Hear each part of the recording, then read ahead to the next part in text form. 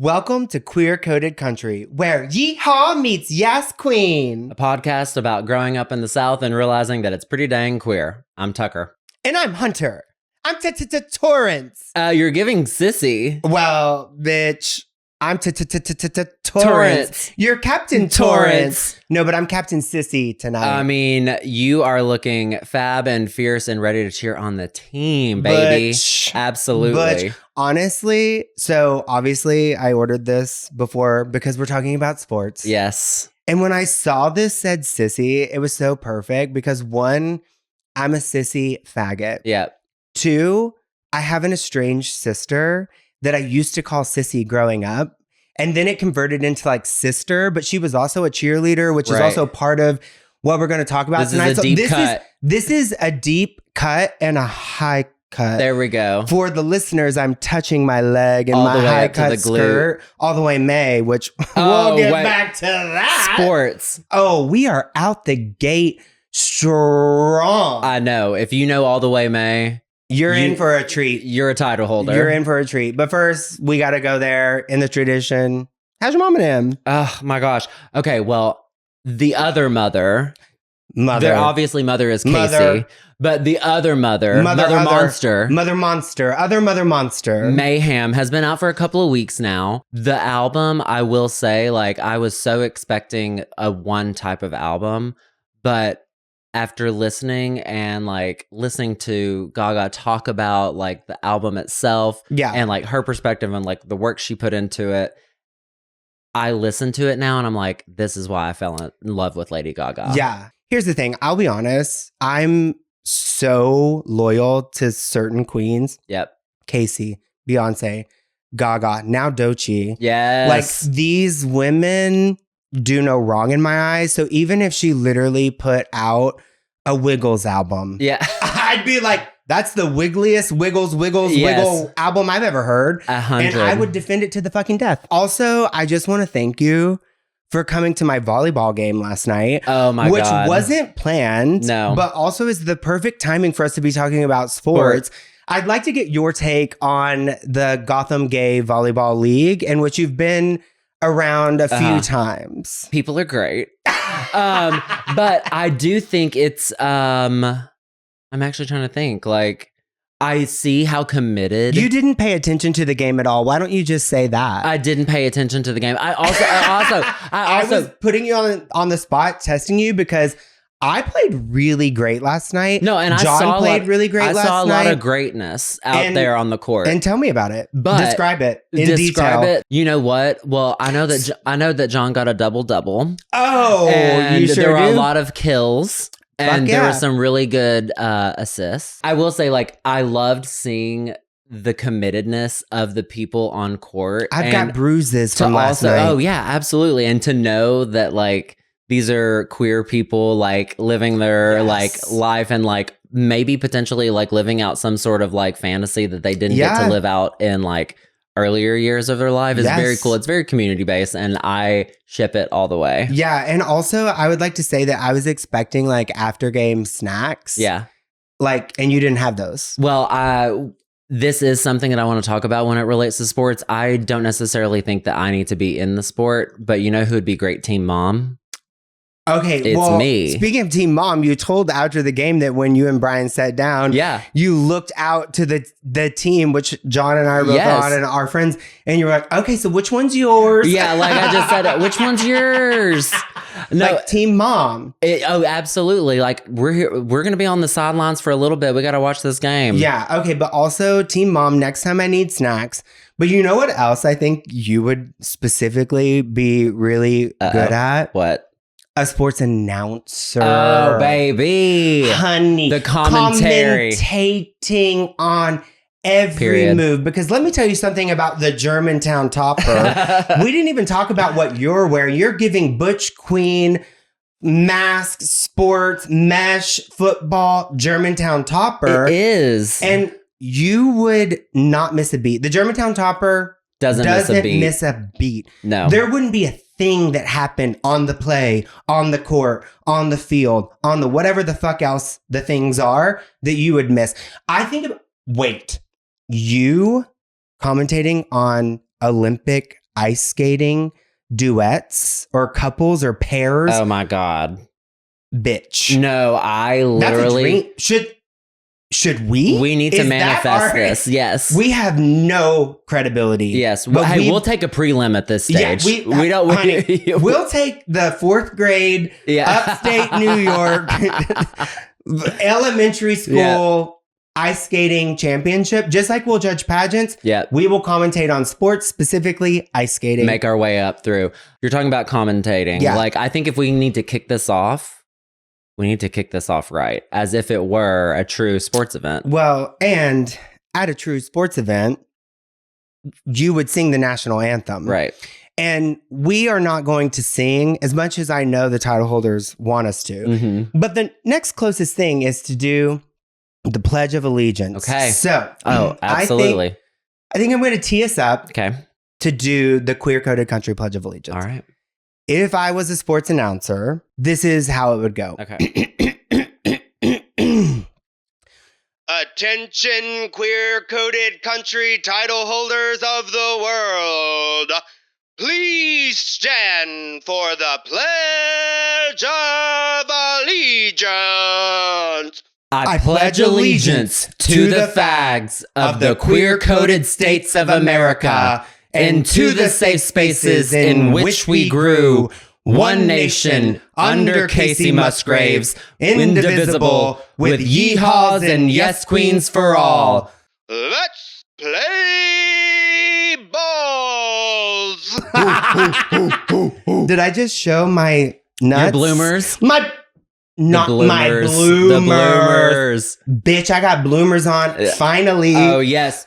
Finally, we'll talk about that. It's happened to me. I got bloomers on me, and I just want to show them. So, okay, you were talking about what it would be like if you would be a commentator, and that's very, like, on par. Yeah. If I were a commentator, there's an iconic scene from Still Magnolias where Clary has bought the radio station, and she's going to comment on football, and she's in the locker room. She's interviewing Weezer. This would be me. She goes, now, would you call these... would you call these...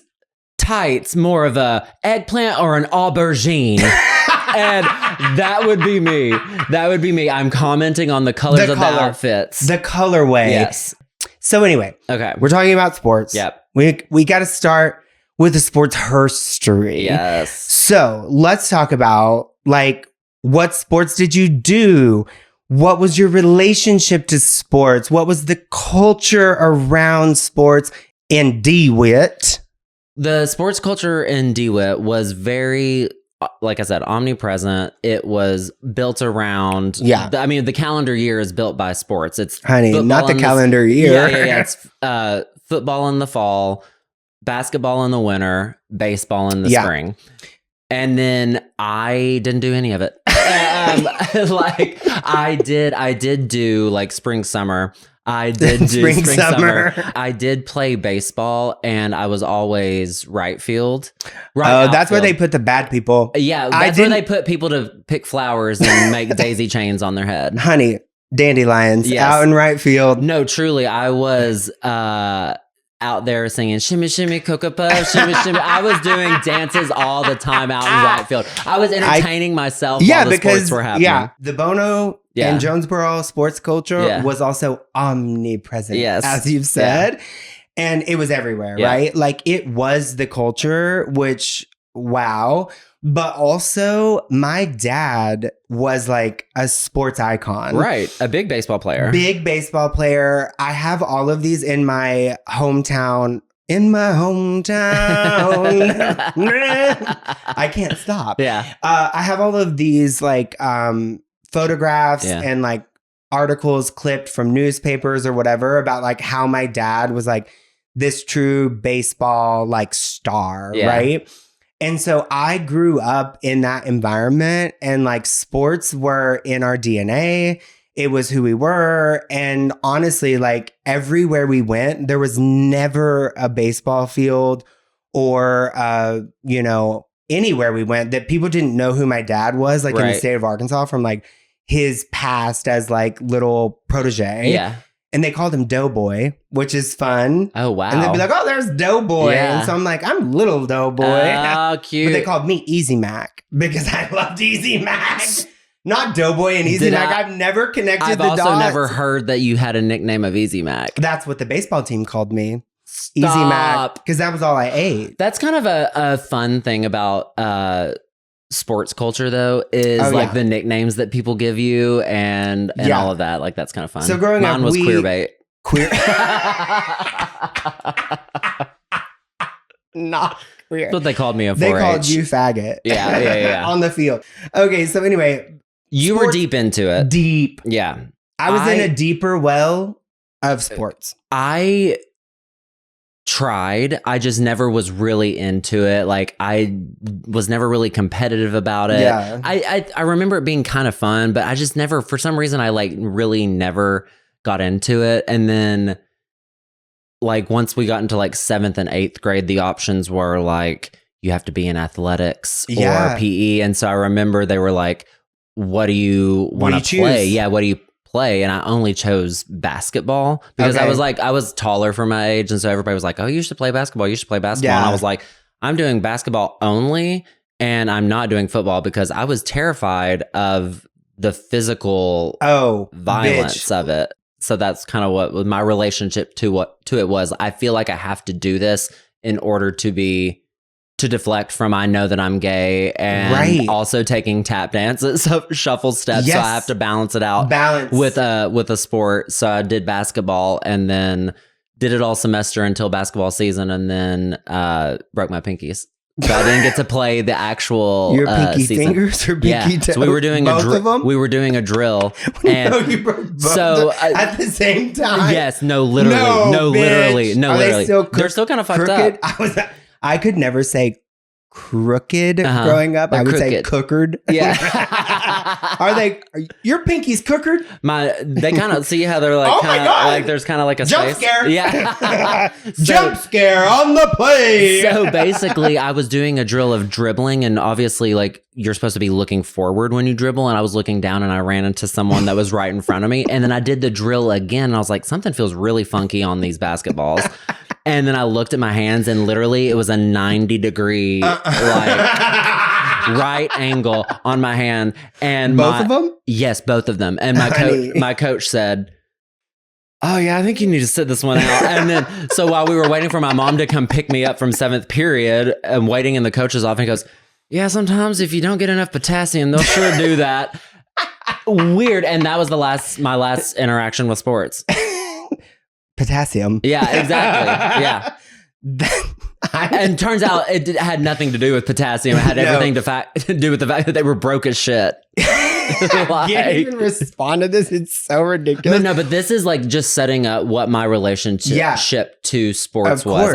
I was so intimidated by the hyper masculinity of it all. Yeah. I didn't identify with it, and it was also ripe with the people that had been bullying me about not already being into sports or doing other things. And so I was fearful from the jump. But that's the thing about the culture around sports. And one of the things that I look back on now and realize that it was the focal point of culture and identity, and everything in the town surrounded sports. Yeah. So your participation in sports was simultaneously contributing to your status. Yeah. And gays love status. Yes. We love status. That's kind of what's queer coded about it. Yeah. I mean, honestly, that's the thing, is that it was the moment. It was the thing. It was if you participated in it, then you were part of what everyone cared about. Yeah. And I remember being I am very athletic. Yeah. That's the thing. I come from a family of athletes, right? We're very competitive. We grew up doing this, whatever. But it was there was a disconnect for me, right? I didn't want to do it. I didn't love it. And it was because there was this toxic masculinity that was so present. I had this revelation when we were talking about something recently where I was like, fuck, I wasn't scared of the sport. I was scared of the men that I was surrounded by in it. And it was so unhealthy and so driven with emotion and there's this huge scandal going on in my hometown right now that if I got into the details of it all, we'd be here for 2 hours. But it's like about like this push and pull between like coaches and players and who's right and respect. And do you respect me or do you not? And if you don't, you're off the team and like all of this stuff. And I look back and I'm like, well, all the coaches for the most part, except Coach Soden. Coach Soden is the title holder. Absolutely. He does not know it. I hope someone tells him. Yeah. Coach Soden, unique. The other coaches were like fucking students. Yeah. So like, why would I, like looking back, why would I respect them? I had a coach for civics as my teacher that let me not come if I brought him breakfast. Oh my God. And that's why Donald Trump is president. You're uncovering a lot right now. So all I'm saying is that there was a lot of joy for me in sports. I'm very athletic. Yeah. I get like energy from it. But it was the toxic culture and like this centerpiece. Like even I think about like, can I confess something? Yeah. Brian has kind of gotten me into adult cartoons. And that's a whole other topic. Yes. But I think the reason I never liked cartoons is because I would have been picked on and bullied by the sports people. Right. And it's like all of these things, like even like being part of band or the arts or whatever, like that shit was frowned upon in our school. That was for the weirdos. That was for the geeks, whatever. And I look back and I'm like, whoa, I love sports. I think there's a lot of good things that come from it and they're a lot of fun. I fucking love playing. I'm very competitive, but it's like this mentality and conditioning that it ingrained in me. I'm like, no, ma'am. Yep. No, ma'am. To that point, there were a lot to what sports culture was like growing up in small town Arkansas was if it wasn't basketball, football, or baseball, everything else was gay. Oh my God. And I don't know if maybe I can't remember if that's actually like a pull quote that I got from somebody about saying something was gay or not. But like, I remember that was the feeling of like, oh, if you play any other sport other than this, you're like, you're gay, you're queer. And so to bring it all back, I actually just now thought about this. I did play sports. My sport was soccer. I played it in middle school until I couldn't anymore because we didn't have like a... Because you broke your pinkies. Well, that had nothing to do with it, but because that was fall. But soccer's a summer sport? A fall sport.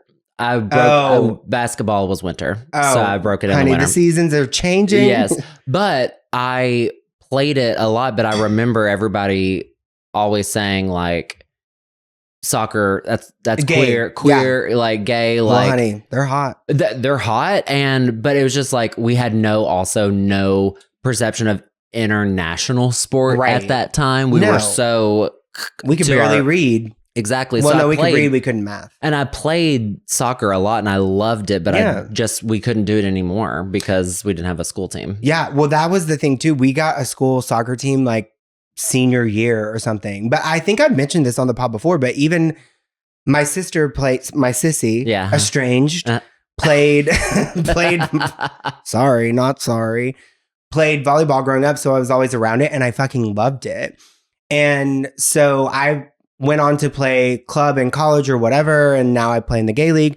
But during high school, I would practice with the girls. And I remember being called gay for being good and practicing volleyball. And like, that's my thing is like, I played all the sports. I think there's infinite photos of me in like the sports, like the sports card or like baseball the sports, where you're holding it over or whatever.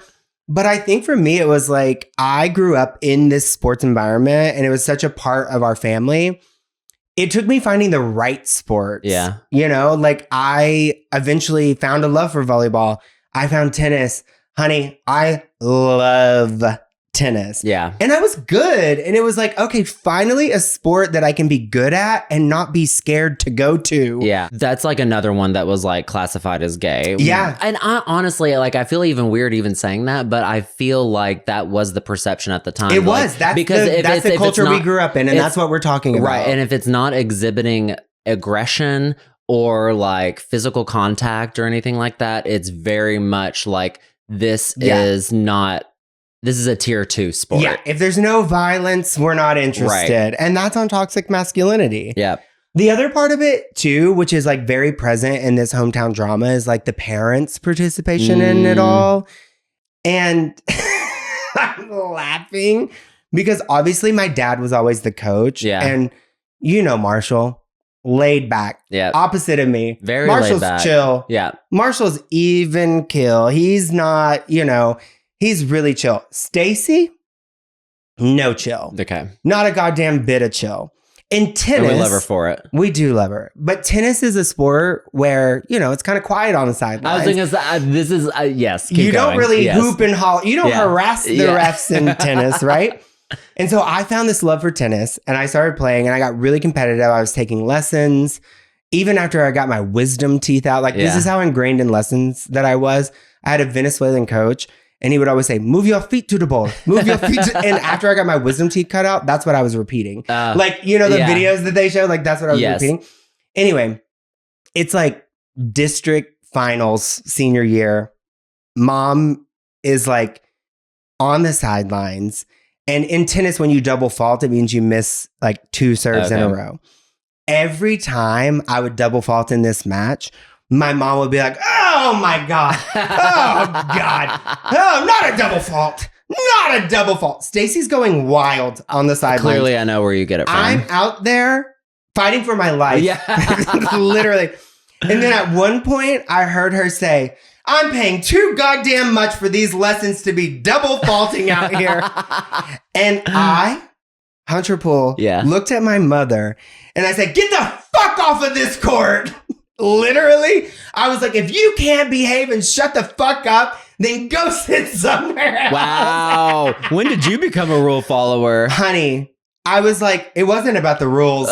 It was about the attack on me as a tennis player. Yes, your stress. I was like, Mom, go. The culture of sports, when I stopped playing sports altogether, I was just like, I'm going to go to the games and sit in the stands and watch the games, Friday night football, it's a social event. Oh, well, yes, and obviously. And for a long time, I would just go just so I could hang with the girlies, gossip, chit chat, catch up on things. It's a social event. But me and my friend, my senior year, we were really going for trying to get the most spirited from the gay culture. Yeah, from the yearbook superlatives. And so we were okay, we're going hard. We've got to go to every home game. We've got to go to almost all of the away games. And we got most spirited. So how funny is that? Didn't give a shit about sports, but yet got most spirited because I couldn't be a cheerleader. Well, but I could bring a sign and sit in the student section and have the tea of my L. Well, I mean, that's the thing. We obviously on this podcast talk about what's queer coded about all of these things. And I think what's really queer coded about sports is the arc of it all, where it starts out very scary for queer kids, right? You are in this world that feels very scary. But then you go on this arc from being scared to being most spirited, right? It becomes something that you don't want to do and that you're scared of to something that you're the king of. Yes. Or queen. I knew and also it was I knew I had to be associated with it somehow because the world revolved around it. So it was you had to be attached to it to succeed. Yeah. I also think what's queer coded about sports in general is performance. Bitch. It is not a synchronized situation, but it's improv. It's you're on the go, you're on the fly, you're yes 100%. And you're just trying to do your best and show your talent, very similar to talent shows, and perform your best, even though if you know the routine or the play or whatever. Yeah. And that is kind of what is I'm putting myself on display. Oh, on display, Melissa Gorga. Yeah. Shout out to Melissa Gorga. But no, it's very queer coded sports to one, perform. Yep. One, be the best. Yep. But also the thing that I think about too is were pep rallies our early version of gay pride? Pep rallies. Can we talk about the fact that was, here's the thing. How did I not? I've shut so much out. Honey, and that's why we're here on the pod. Queer color-coded country helps you not shut out the demons. Flag on the play, Tucker Travis. But no. Yeah. And that. Yeah. But no, that's the thing, right? Is like, it was, whether we agree with what we were celebrating or not at the time, like I look back and I'm like, all of these people cannot show emotion or have feelings. I say these people, men, cis, straight, white men, let's call it what it is, can't have emotions about anything but sports, right? Yeah. So they're so caught up, all of their tears, all of their anger, all of their fear, everything is tied up in this thing, which like, get in some goddamn therapy. But in that moment, you have all of this energy that's let out that these people have never let out before at a fucking pep rally over this central thing that everyone cares about. Yeah. This one thing, homecoming. Yeah. You know, it's like, oh my God, Becky, look at her homecoming. Like, honestly though, and like, did I give a fuck, if I will, about the football team in which they didn't win a single game my entire school career? Yeah.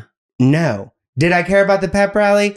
Yes. Bitch. I was in it for the pep rally. Well, it's also like a party. It's like... It's everything. Well, and that's what I was going to say. Like, I think this is not necessarily... It could be queer-coded. Let's decide. But like... We are the keeper. It's not just the sport itself, but it's everything that surrounds the sport too, of like getting pepped up, or like when you go to like any kind of like professional sporting event and there's like the national anthem and then there's like performances. And I have noticed like people get so emotional during those moments. And I think it's because it's a group of people. We're all thinking the same thing. We're all feeling very passionately about this, whether it's like I'm on this team or I'm on this team. But I am rallied by this one thing in this moment. It's a community thing. And straight white men are like, there is no other common denominator more strong than watching these people violently hit each other on a field, potentially get concussed. Someone on the play has been concussed. They're taking them off the field in a stretcher now, but we'll proceed as usual. Like literally people are dying on the field, but they're like, fuck yeah, hit them boys. And I'm on the sidelines being like, oh my God, community. Yes. It's very Roman. When you think about it. It is very like... Well, we haven't even spoke about the Olympics of it all. I mean, truly. So like, it's just very like... Yes, it's... I don't know what it is. It's biological, maybe? It's a culture of straight white men having no outlet for true emotions other than to hoop and holler at people who sometimes they vote against. Yeah. Let's talk about that. Yeah. And sometimes they don't support or whatever, beating each other to the fucking death on a field. Yeah. And then they're like, oh my God, go Hogs. Like, fucking come on. It's like a feral part of them that has been so conditioned to not let any emotion out. Like, they would rather cry after a loss at Alabama versus fucking Auburn than like tell their wife how they feel about a certain thing. Yeah. Like, whoa. I wish people could channel that into something more healthy, like you're saying, like healthy communication in their relationship or whatever. Or just emoting in general. But that's also like a little bit of what is queer coded about it too, is there are also things that queer people do to be able to tap into their own emotion and express themselves in a way that they can't necessarily tap into on the day-to-day, like drag. You're always so fucking practical. And that's why I love you, because you're bringing it back to say, you know what? There are places that queer people felt safe showing emotions. And sports are a place that cis white men feel safe showing emotions. But here's the difference, bitch. Queer people, here's the difference.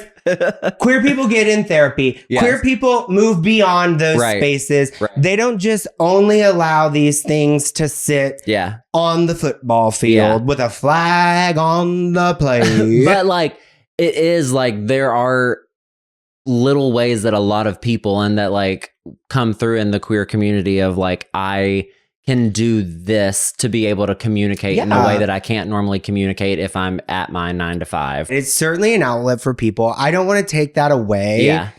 I'm a little more harsh on the spectrum. Like, I don't want to take that away. Like, I love sports. I love fandom, right? Yeah. Like, sports is fandom. Yeah. It is the same as drag, right? It gives people an outlet. It gives people a common thing to care about. Yeah. I just want to take the toxicity and the fear out of it because sports are not welcoming to queer people. Yes. Sports are not welcoming to trans athletes. Sports are not, they're not a safe space. And there's so much talent that is probably just sitting there because of fear. And that's how I feel as someone who could have been a professional baseball player. It was the fear of the camps and the men, other than Coach Soden, at the camps that kept me from being a professional baseball player. I mean, I could have been a pro football player. Well, with those broken pinkies from a basketball, babe, I don't think you're going pro. Let me say that you're not going pro if you broke your fingers on a basketball. The reason I say that, though, is like, to your point, like some people probably could actually be really amazing at sports if we just took out all of the toxicity of it all. Yes. Because my parents love to tell this story about how when I was a baby and they took me to my first doctor's appointment, the doctor said, "That's a linebacker. Look at those thighs, those legs." I'm not seeing it's not giving linebacker. I slimmed up since then. It's giving tight end. Yeah. Wide receiver. Baby. Also, iconically, I was doing a fantasy league one time and I had to enlist the help of my friend Lee. And I was like, okay, I need you to help me like figure out this stuff. And there's all these like initials for everything. And I couldn't figure it out. I was like, WR. I was like, what is that? A wing runner? And I was wide receiver. Runner. Oh, yeah. And I could not clock it. A wing runner. Yeah. Hot or barbecue. Yeah. Okay. So you're talking about taking the toxic masculinity out of everything. Like if you could go back and if you could run it back, that sounds sporty. You are released of the shame and the fear of being in a toxic masculine environment. Like what would you do now? Like what did you want to do? What would you let your inner queer child do? Cheerleader. Obviously. Gymnast. Yes. God. Like, we are cheerleaders. Yeah. Which I want to make one point before we fully transition into Go Hogs Go, our whole thing. If it says anything about the culture that we grew up in, the fact that your response as like a child was like at the doctor, that's a linebacker. Yeah. That says everything that we need to know to transition. And what I see in front of me is not a linebacker. It's a model. 2 photos stand before me. One, a football player with a flag on the play. The other, a cheerleader. Yeah. You're giving cheerleader, bitch. Yes, you're giving cheerleader. Oh, big cheerleader energy. For sure. I wanted it really hard. Okay, well, tell me about it. Okay, so I obviously so my cousins were cheerleaders. Yes. And so I grew up like seeing them do that. And my cousin was a football player too. So I just like grew up going to those things. Yeah. Verse. Yeah. And so I would see them and I was like, oh my God, they're dancing. And I'm like, oh my God, they're dancing. They are like getting attention too. Oh, dancing and attention? They're dancing and Double singing, whammy. mama. So I wanted to do that really, really bad. So much so that towards my senior year of high school, I was just kind of like, I want to do whatever I want. You tried out? Not for cheerleader. Mascot. No! Yeah. Oh! Whoa! The boll weevil? No, the dragon. The DeWitt Dragons. Duke. Like a dungeon dragon. So, iconically, the mascot was Daisy, the dragon, because it was always a girl, because the mascot was a part of the cheerleaders. Do not sit here and look me in the eyes and tell me that you were the first male Daisy dragon. No, it would have been Duke. Because fuck gender. Yeah. Doesn't exist. Yeah, no. Do you know what's even more embarrassing about this? I can't imagine something more embarrassing, but go on. Wait, to take it back. Nothing is embarrassing about being the mascot. No, fuck no. But My friend was the Razorback mascot. What's embarrassing is how I tried out to be mascot. So I was living in DC at the time because I was a page. I was a page. Big and it was part of the Tucker Travis history. Truly. Before my senior year. And so I was like, okay, like I want to try out. How can I do this? So I videotape. I had to self-tape. I had to self-tape my mascot tryout. And I did it to, I don't remember what I did, but it's an embarrassing ass video of Do me we have the video? It's somewhere on the hard drive, the external hard drive somewhere. But it's so embarrassing of me dancing to try to get the mascot. I didn't get it. What song? But my whole bit was dancing to Everybody Dance Now and going so hard that I got tired and died. Was the whole bit of me on my MacBook photo booth video. And it's extremely embarrassing. So that was how close I wanted to be to be a cheerleader. I was baseball, basketball, eventually all the tennis. Way. Yes. Like I transitioned. You started to flirt. Yes. But I certainly secretly wanted to. And I remember, shout out to my friend Jackson, who I still love and keep in touch with when I go home. And Blaine, whose mom made the bows for our Christmas tree for the holiday or for our launch party. They were the two people that were like, fuck this, we're going to be like the first male cheerleaders at Westside. Those motherfuckers could tumble their ass off. And it was like so fun. And like, again, I was never that confident. I was never going to risk being outed in that way. Right. But I loved watching them thrive and tumble and like bring a different energy to the whole thing. Yes. Okay, but we can't talk about the cheerleader of it all. Our desire. This is probably where it was born. To be cheerleaders. Our love of cheerleaders without talking about Bring It On. Bitch. Where is Kirsten Dunst's Oscar nomination? Where's Gabby Union's Oscar nomination? Both of those women have been absolutely snubbed their entire life. Yep. Are underrated. And that movie changed the absolute chemistry of my brain. People are worried about, in DARE, they're teaching don't do drugs, drug resistance, alcohol awareness. Teach don't do Bring It On awareness because that's what made me a faggot. Honestly, hold up. They're worried about other gays making people gay. I saw Bring It On. Suddenly, I am a cheerleader. Oh, yeah. I'm changed. Are you telling me you speak fag? Oh, fluently. The way that they were before the time when you couldn't say fag. Yes. And they were like, is he, Yes. That changed me. Yes. That was important. Yeah, it's almost like you were seeing it in the media at the same time that you were also kind of seeing people flirt with like metrosexuality and all of that kind of at the same time. But oh my God. Well, let's not talk about how quotable it is. Missy's the poo, so take a whiff. And also, let me just say this. Taught me what cultural appropriation was before I knew the term for it. Because that's what that fucking movie's about. Yes. And I wish that like I knew how to verbalize or understand or process that. But now looking back, I'm like, oh shit. Like literally that. But that's what's funny and about that movie too is like absorbing it as someone that was our age when we saw it for the first time. It was like, oh, this movie is about cheerleaders and how funny it is. But now looking back, it's some fucking satire. Yes, it's literally like, about cultural appropriation. Yes. It is, I mean, when he fingers her in the stunt, let's talk about it. Oh my God, I forgot about that. I'll never forget. Wow. Because I was horny. I was ready for that. And when Missy's like, double step, backhand, one, full twisting layout. Yeah, and then she's like, I transferred from Los Angeles. Your school has no gymnastics team. This is the last resort. Burned in what's left of my brain. Well, and it also gave birth to, okay, if I played sports, if I played baseball, and I had a walkout song, it would be Let me clear my throat. I thought you were going to go Spirit Fingers. Oh, These but are Hunter, not Spirit Fingers.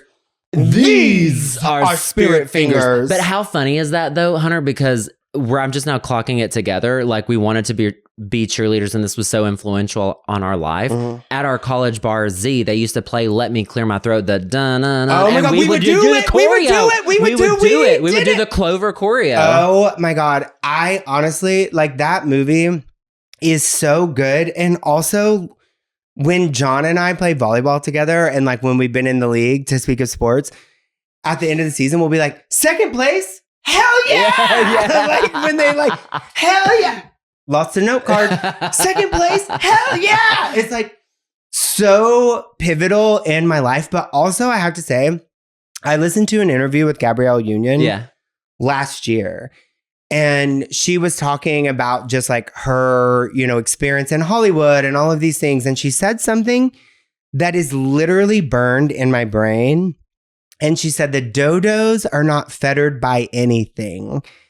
And what she was saying and what she meant by that is like there are dumb ass people that are out there getting more than people who are worth more because they have the blind confidence. They're not afraid to ask. They're not afraid to get what is theirs. And like that interview changed my life. It's probably part of why we're sitting here right now. Yeah. Because I was like, no, why can't it be me? I heard the interview you're talking about. Yeah. I mean, it was so good that like it changed me. Bring It On changed me. That interview changed me. Like, and if only we had the like loss of shame to be able to participate in sports and actually like receive and like potentially be the most high potential person in sports that we could have been. I don't know if sports will ever be my thing. Well, professional baseball player could have been famously. Well, also it's like talking about like the highest performer, close, whatever. My best friend, Devin, was cheerleading captain. Yeah. It was senior year, state championship, whatever. She like sprained her ankle, whatever. Wrapped that shit up. Did the whole ass performance with a broken ankle. Champions. And that's on toxic culture that made her do that with a broken ankle, but also dedication, perseverance, and cuntiness. And that's what's queer-coded about it. Because you go out there and you fight that battle regardless because you have something to prove. And that makes me think of a country song. With a broken wing, she still sings. She light up her sky. But truly, okay, that's kind of what's queer-coded about it is like the commitment to doing your damn thing, even if something about you externally or internally is broken. Oh my God. Okay, well, talking about people that are internally and externally broken. Me and you. I'd like to talk about us. Great. And we've been having a lot of fun with this, like envisioning the world of like, what would it be like on the queer-coded country, camp, commune, compound, complex, whatever the fuck that thing is. Yeah. What's something that's a sport that's not a sport in the real world, but should be a sport and would be a sport on the compound? Okay. My first one, karaoke. Fuck. Yeah. That's a good one. Oh my God. That's a good one. Yeah. Wow. Because we don't talk about the breath work that it takes to do karaoke. We don't talk about the shame that you have to release. We don't talk about the prep work. Okay, well, speaking of we don't talk about, a reference to Lisa Rinna, we don't talk about the husband. Yes. I said being a housewife is a sport. And absolutely. Also, they should be paid like athletes. Yes. They're in the trenches. They're out there. They are working. Yeah, they're working hard. Yep. And also on that same token, I think it should be a sport to have a song and or pop culture reference in response to anything that is thrown your way. That's why one of mine is having conversations. Oh, should be a sport. My God. Having conversations should be a sport. And it is a sport because if you're good at it, it's a sport. If you know how to volley and you know how to land a joke, if you know how to listen, baby, that's a sport. Ping pong, honey. You know who'd win? You, Germantown topper, Germantown topper. I'm going to see that and I'm going to take it one level deeper. We're going to go a little niche, so only the faggots are going to understand this. The next level, the Olympics of the conversation sport, is a Fire Island gay that can talk to you at tea and ask you something other than where you staying, how long you here, who you with. That's the next level. That's the Olympics of conversationalists. And usually people are so smooth brain that you like make a conversation. They're like, meanwhile, I'm like, so did you want to be a cheerleader in high school? I'm like literally like bleeding from. Oh no. I just got well, no, I got a flash of your fingers. You said, did you want to be a cheerleader in high school? Oh. And then I flashed to your fingers bleeding. And that's where I went, and that's dark, but also better than where you staying, how long you here. Like, are you bleeding? Yeah. Yes or no? I'm either really interested or I'm like, I gotta go get another drink. Yeah. I'm going to the magical forest in the back. Okay, what else do you have on your list of things that should be sports that are not, that will be sports on the compound? Runway walks. Sissy that walk. Drag in general. Yes. But sissying the other walk. one is quick drag. Like throwing it. I mean, this is quick drag. That is quick drag. I'm in sport. Runway walks are, honey. Do people breathe when they're on the runway? No, like they can't. It is like out their nose and in their nose of strutting and serving, and honey, your hips hurt after that. Their sacrums are certainly twisted. Absolutely. So yeah, runway walks. Have you seen people that fuck it up?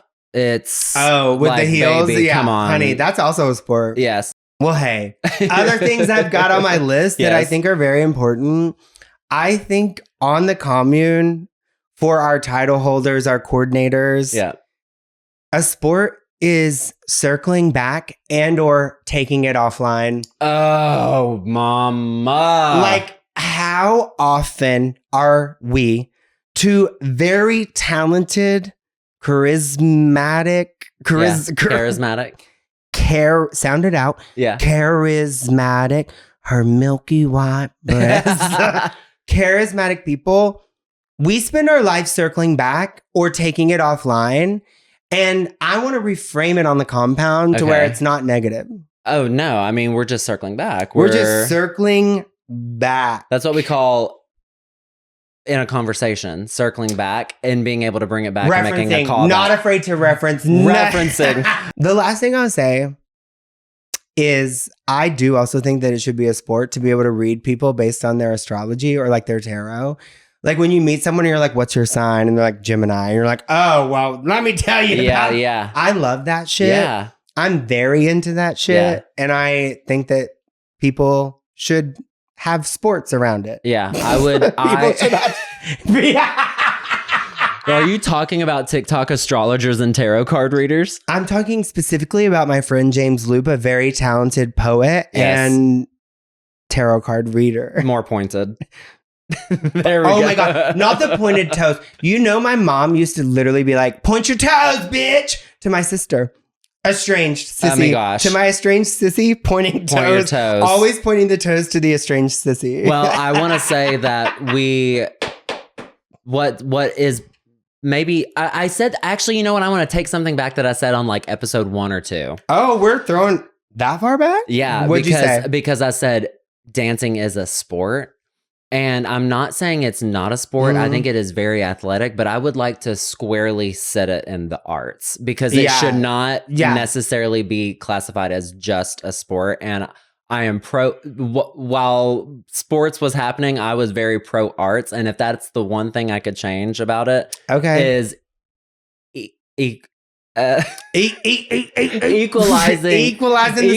the culture between sports and the arts and appreciating the sports. I have something. The arts just as much. I have something that's going to break your heart. Oh no. We're famously defunding the arts and the education system, but we're keeping sports sound. So I don't think you're going to have success, but that's why we're here. Yeah. To bring relief. Okay. On the compound, there are two other things that are really important that we address. What would we select men to care more about than they care about sports? So if we're creating a queer-coded country world where we've already addressed how much men can only show emotion in sports, on the commune, compound, complex, camp, they show it about other things. What is something that you would want them to show it about? Oh my gosh. You seem stumped. I'm stumped. Well, I've got one. Yeah. Thank you. I got many. The first one that I thought of was making women come. Oh. Like, imagine if men were as dedicated to making their wives come as they are to rootin' tootin' bootin' scootin' boogieing to the football players violently attacking each other. We'd have a healthier nation. Yeah. I mean, a lot of healthier relationships. Well, honey, we'd have relationships. I don't even know if what some of these people are in could be called a relationship. 100%. More like a prison. Yeah. Damn. I'm stumped on this because there's a lot. The I know, list is really long. I also went to like global warming. Honey, we're on fire down here, Yes. you know? Also trans healthcare. Like, imagine. There's a lot of things. I mean, we could start so small because the bar is so fucking low. Yeah.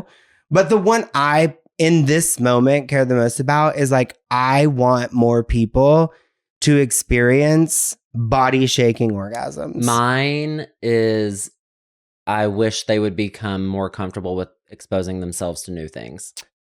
Say fucking that. And Yeah. also letting some guards down. And also like, listen, here's the thing. Here's the thing I'm going to say about straight men. They probably yearn for the same revolutionary freedom that we have as queer people. They'll never get there if they don't get in therapy and if they don't make their wives come. Yeah. Like, those are the two things that are going to get them there, and they need to do more of it. Okay, one final question for the commune that I need to know. Mm-hmm. As a queer kid and as a queer adult and as a sports adjacent broken pinky finger person, what? I'm feeling targeted. Wow. What sports make you the most horny? Like, what are the horniest sports? This summer, I really got into men's diving. Oh, the top of mind for me right now is tennis and Carlos. Who's Carlos? Carlos Alcaraz, the tennis okay. player. Oh my God. Just watching him stretch with his trainer is so erotic. Listen, tennis is sexy. It's not like diving. They're not naked. They're working hard. They're like, it's not that. But his warm up, rock hard.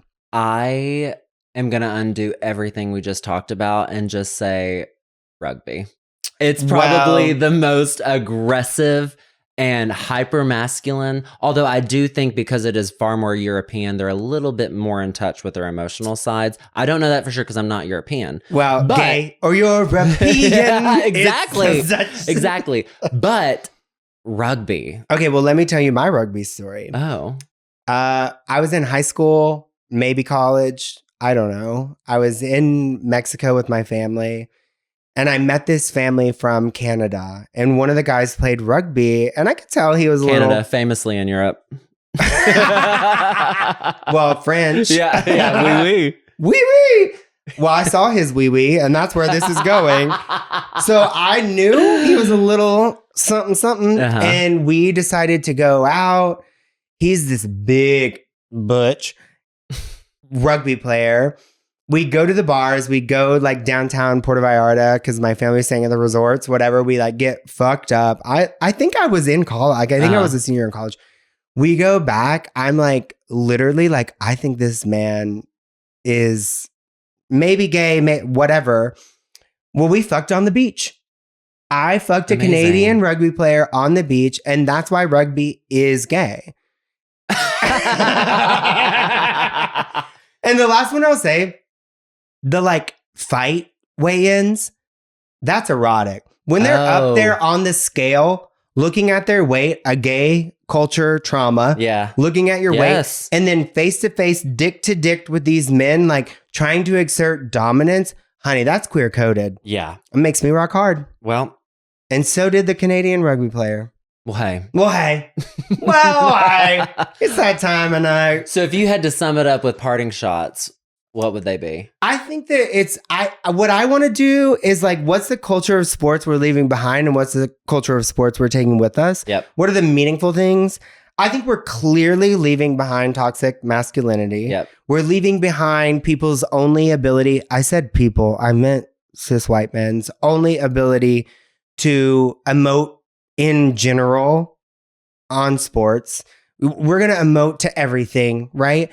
We're going to leave behind the fact that sports for young queers is not inclusive. Yeah. It's not safe. We're going to leave behind trans athlete bans. I'm really going in, but like those are the things we're going to leave behind. We're going to leave behind the shame. We're going to make it better for everyone. Yep. Anything you'd like to leave behind? Bullying.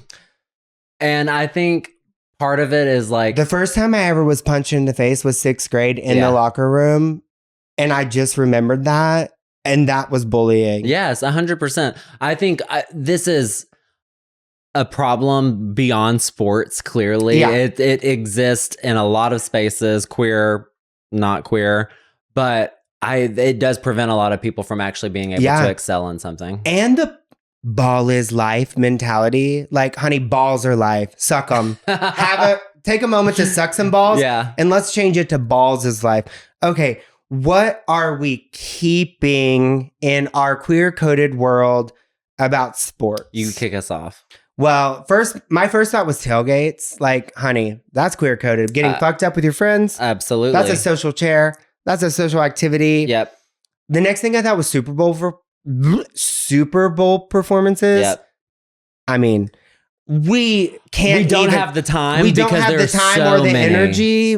And we will circle back and take that offline. Because that's a sport. Now it is. And we'll talk about Super Bowl performances. Another one that came to mind when I was thinking about this that throws it back to Billy, my sexual awakening, coming over to my basketball court. Shirts and skins. I'm keeping shirts and skins because I love touching Billy's skin. Well, to me, I'm on debate about that because I was thinking about this. There was nothing more fearful to me than growing up and having to be in a shirts and skins situation and having to be the person on the skins team. Well, by the time I was in high school, I was so fat, it was my worst nightmare. So something that is meaningful to both of us is, we didn't even talk about it, but I know where you're going and I'm getting emotional right now. Maybe, and this is what we would like to keep about sports, is the camaraderie and the relationships and what you find in the fight and in the struggle, and then the beauty of keeping all of that together is put together very nicely in a league of their own. The camaraderie, the friendship, the experience that you get from going through hard shit with everybody. My God. And I can only think of one movie that it explains that, and it's a league of their own. I think if there's one thing that describes our relationship to sports, it is a league of their own. Yes. Batter up, hear that call. The time has come to play ball. I'm singing it, Nelson. Anyway, I think that's a perfect place to end it because that is our now relationship to sports. Yep. A league of their own. Yep. If I'm sporting, I'm Dottie, your Kit. We'll talk about that on the episode. We're going to cut it off there. It's now time for Yeehaw to Yes Queen. The part where producer Sammy shows us things on the screen that we've talked about this evening, and we rate it on a scale of Yeehaw to Yes Queen. There we go. Aubergine. Okay, I messed it up earlier because aubergine is French for eggplant. Yeah, but it's also purple, right? Yes, it's a shade of purple. The color purple. Aubergine famously. Okay, aubergine is Yes Queen. There's nothing about aubergine that is Yeehaw. It's all Yes Queen. Yes, because if you're coming subtle to me, if you're coming notes to of aubergine, if you're coming to me as an American and you're holding up purple and you say this is aubergine, Yes Queen. Yeah. Okay. Omnipresent. Yes Queen. I think it's Yes Queen. I could have never known what omnipresent was when I was in my Yeehaw era. Yeah. Truly. They didn't ask that on the Yeah. ACT. That's why I got the reading score that I Yeah. did. But if they had, I'd have been like, Omni. Now I'm all about Omni channel. Whoa, Oh, capitalism. yeah. Back in my brain. Yeah. Next, producer Sammy. Gonna make you sweat. Everybody dance now. That's universal.